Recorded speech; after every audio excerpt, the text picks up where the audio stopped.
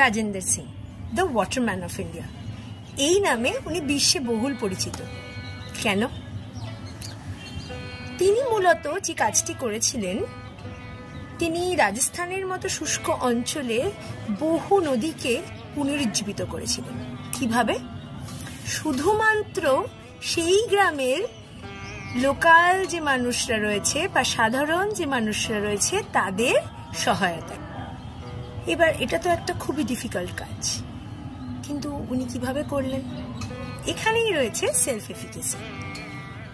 উনি যখন দেখলেন যে রাজস্থানের মতো শুষ্ক অঞ্চলে বিভিন্ন মনুষ্য সৃষ্টি কারণে এবং প্রাকৃতিক কারণেও রাজস্থানের বিভিন্ন নদী শুকিয়ে যাচ্ছে, বিভিন্ন গ্রাম থেকে জল চলে যাচ্ছে, বহু দূর থেকে বহু মহিলাদের আজও জল বয়ে নিয়ে আসতে হয়।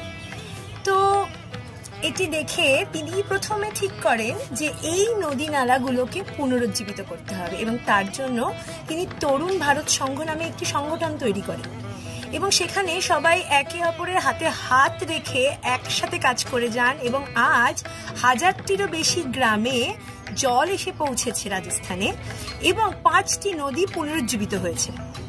তো এটা সেলফ এফিকেসি ছাড়া কি সম্ভব ছিল? যদি নিজের দক্ষতার ওপর তার ভরসা না থাকতো, তার বিশ্বাস না থাকতো, এবং চারিপাশে যে হাতগুলো তার সাথে জড়ো হয়েছিল তাদের ওপর যদি ভরসা না থাকতো, বিশ্বাস না থাকতো, এবং তাদের দক্ষতা, তাদের বিভিন্ন বিষয়ের প্রতি বিচক্ষণতা, এর প্রতি যদি বিশ্বাস না থাকতো, ভরসা না থাকতো, তাহলে কি আজ তিনি ওয়াটারম্যান অফ ইন্ডিয়া নামে পরিচিত হতে পারতেন?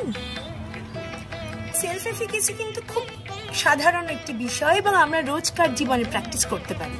যেমন যদি আমরা জল অপচয় একটু কমাই, জল অপচয় কিন্তু আমরা বিভিন্ন রকম ভাবে কমাতে পারি যদি আমরা একটু ভাবি।